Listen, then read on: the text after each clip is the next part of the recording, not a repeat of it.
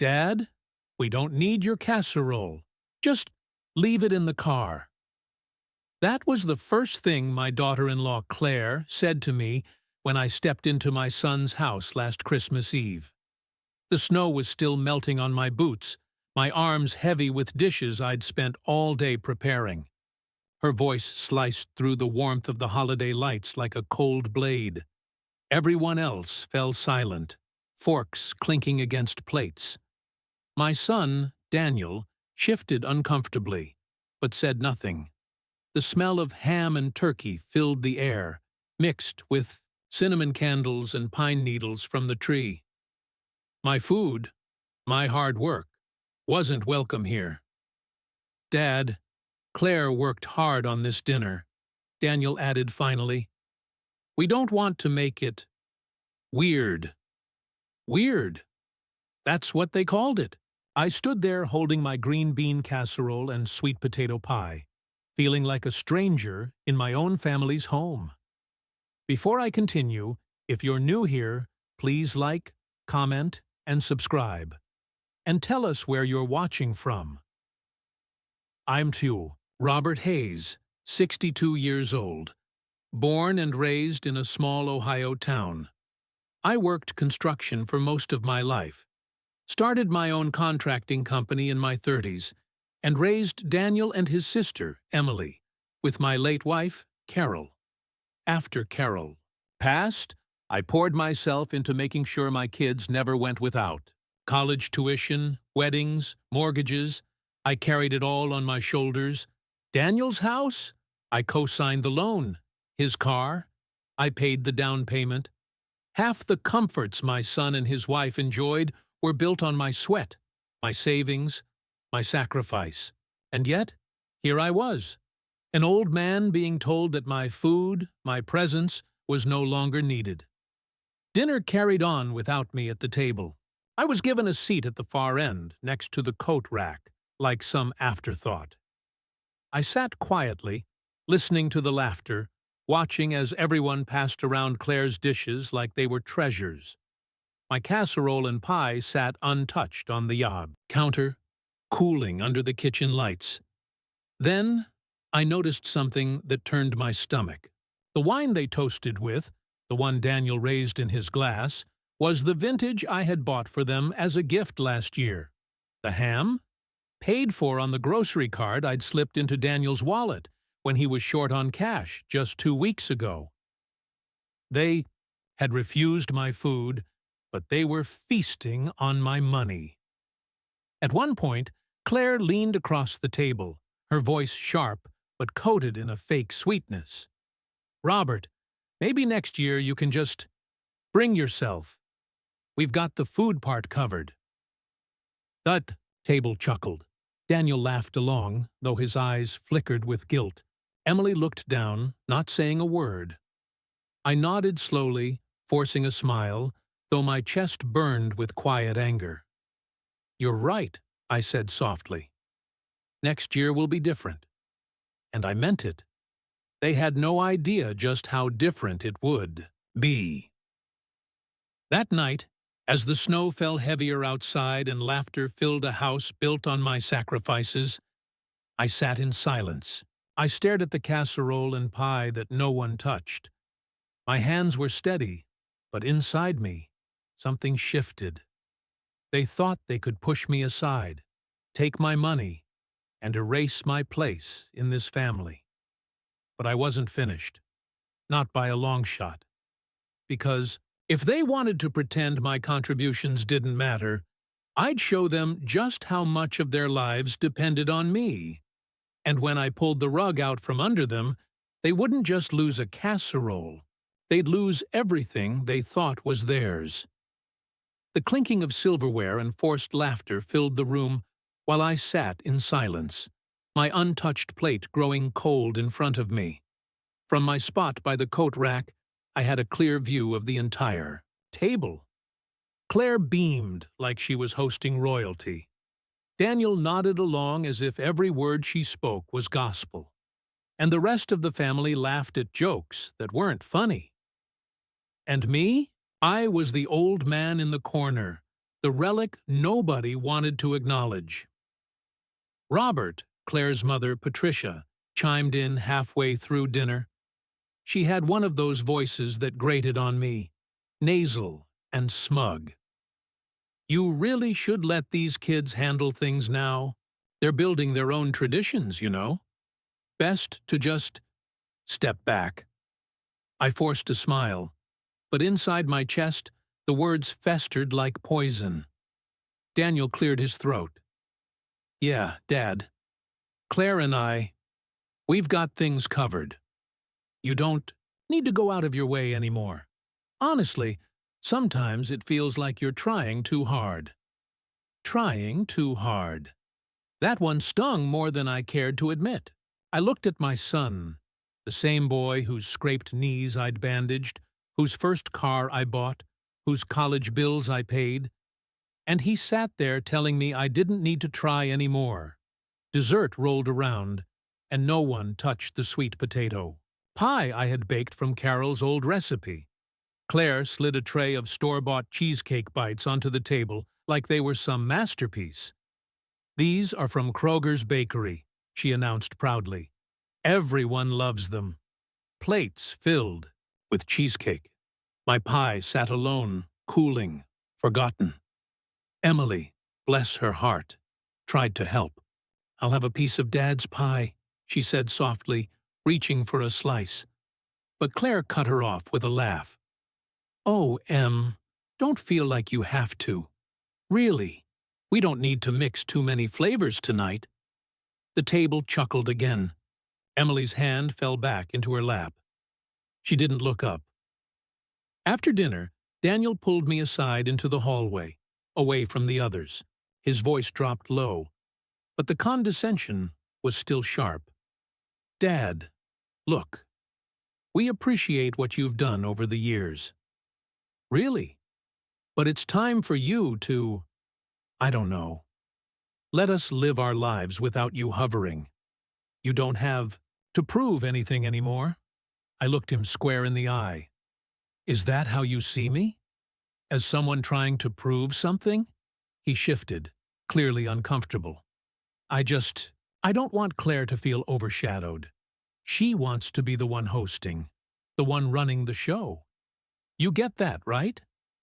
I nodded slowly, though inside me the storm was brewing hotter by the minute. Yes, son, I said quietly.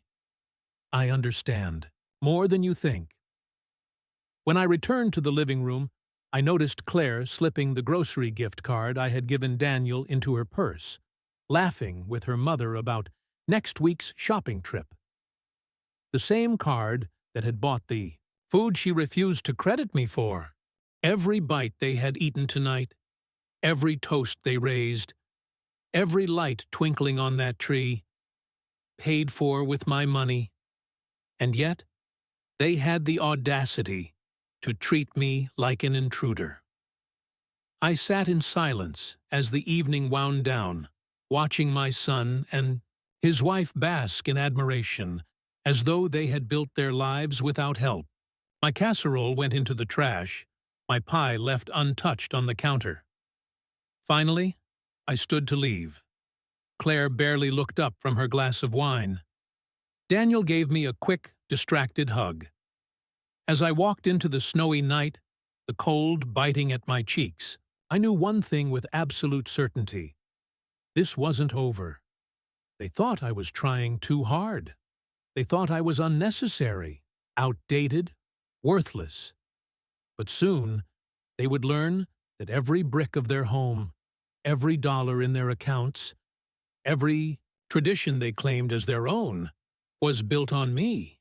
And when I was done, they wouldn't just miss my food. They'd miss the foundation beneath their entire lives. The snow crunched under my boots as I walked back to my truck that night. The sting of their words echoed in my head. We don't need your food. You're trying too hard. Just step back. I gripped the steering wheel, staring at the frost crawling across the windshield, and for the first time in a long while, I didn't feel sorrow. I felt clarity, They wanted me to step back? Fine. But when I did, I'd take everything with me. The next morning, I pulled out the dusty file cabinet in my den. Inside were decades of paperwork, loan documents, mortgage papers, bank statements, even old tax receipts. I had always kept meticulous records. Carol used to tease me about being obsessive, but now I realized it was my shield. I flipped through folders until I found the one marked Daniel, House. There it was, my signature.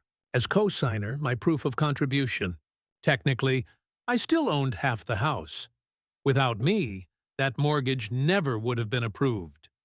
Then I found another. Auto loan. The car Daniel drove proudly to work every day still had my name on the paperwork. Without me, that car could be repossessed in a heartbeat. And the grocery card Claire used so freely? I checked my bank account online. I was the sole funding source. Every independent meal she served was built on my deposits.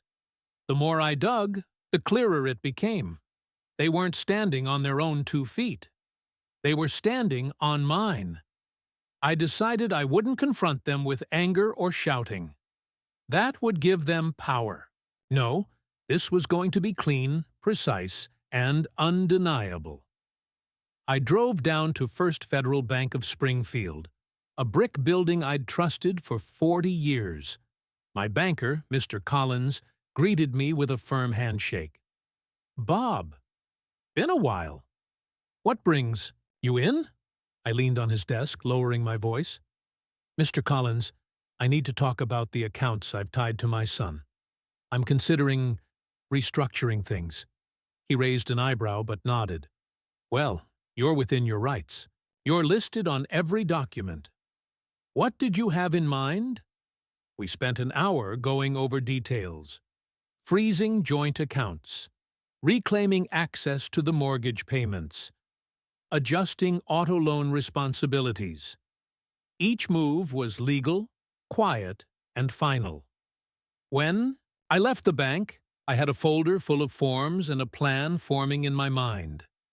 That night, I stopped by Rusty's Diner for coffee. The place smelled of bacon grease and maple syrup, the way it always had. Old friends sat in booths, swapping stories, and I slipped into my usual spot. I mentioned casually to an old friend, Tom, that Daniel and Claire had been struggling with their taxes, and that I might have to step in again. I didn't say much, but in a town like Springfield, you don't need to. Gossip spreads faster than the Ohio River in spring flood. By the time I paid my bill, 3 other tables were already whispering. Later that week, Emily stopped by my house. She looked nervous, twisting her scarf in her hands. "Dad," she said, softly, "Daniel told me you've been talking to the bank. Is it true?" I met her eyes. "It is." Her brow furrowed. "Why? Why now?" I poured her a cup of coffee and set it in front of her. "Because I've spent my whole life building for this family, Emily. And last Christmas, I finally saw the truth. They don't respect me. They don't even realize how much of their lives depend on me. I'm not doing this to hurt them. I'm doing it to remind them." She opened her mouth to argue, but stopped. Instead, she nodded slowly. "You're serious about this," she whispered. "Dead serious," I said. That night, I sat at my desk again, signing the forms Mr. Collins had given me. Each stroke of the pen felt like a hammer striking a nail into the coffin of their arrogance.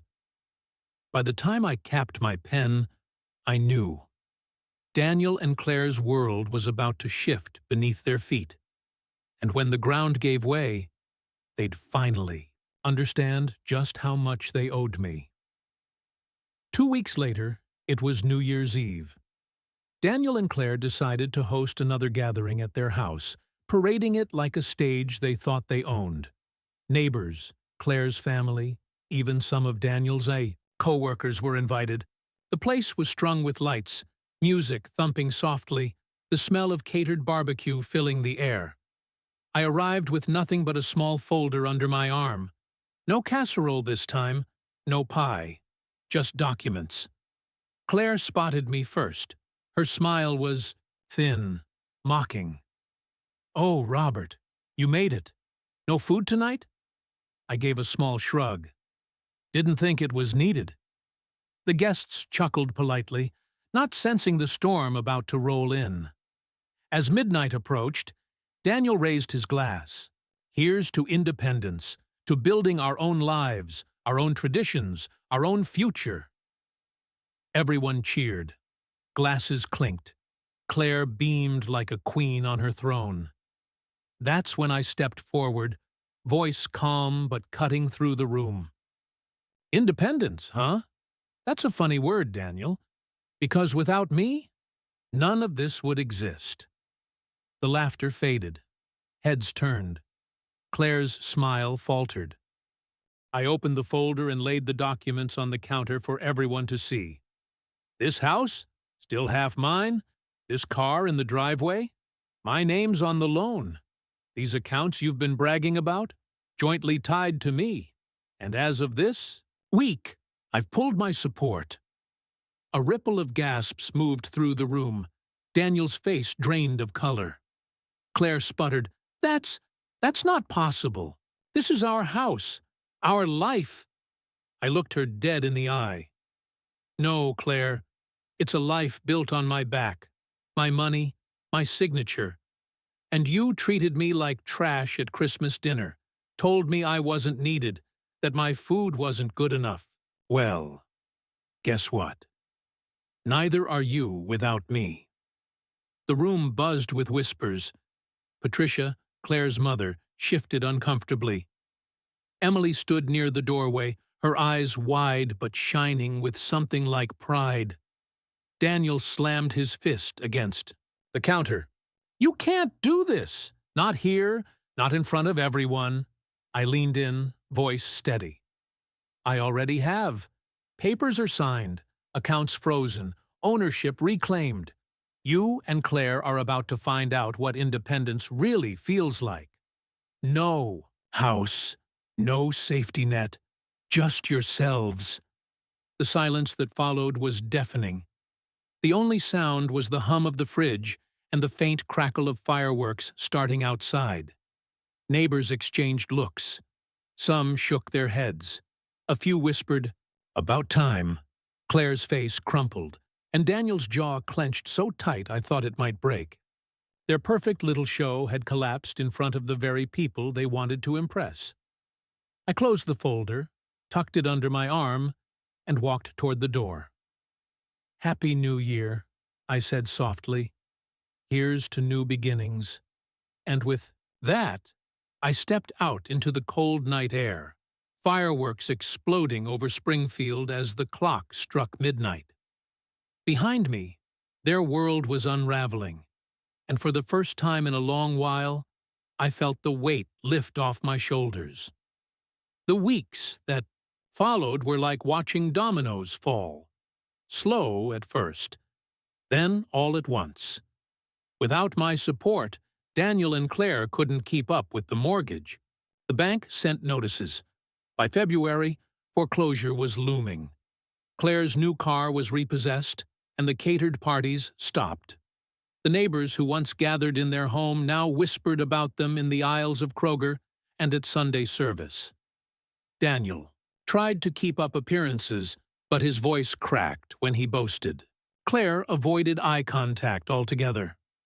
Their pride was crumbling, brick by brick.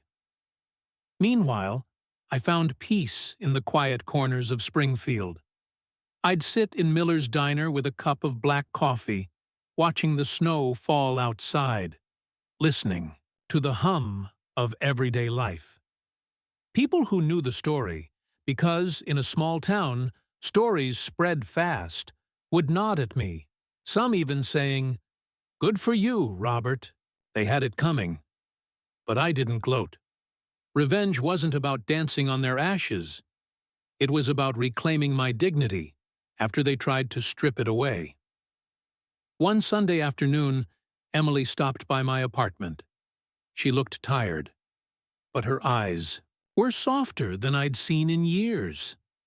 "Dad," she said quietly, I didn't stand up for you at Christmas. I should have. I let Daniel and Claire treat you like that, and I didn't say a word." I shook my head. "Emily, you were caught in the middle. I don't blame you." She bit her lip. "Still, I want you to know. I see it now.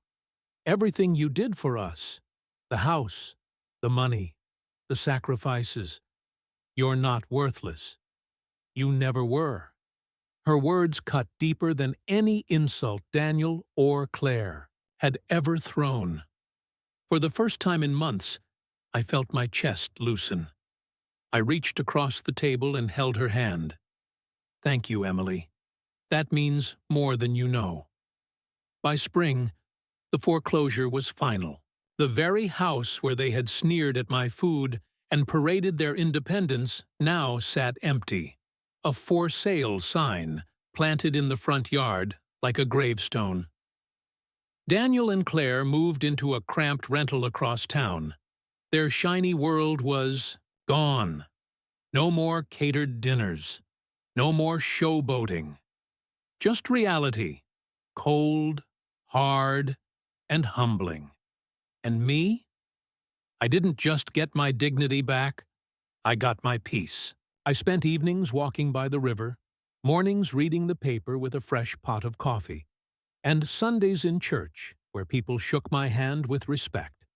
I'd lost my family's approval for a time, but I had gained something greater: self-respect. And in the end, that was worth more than any mortgage payment or dinner table insult.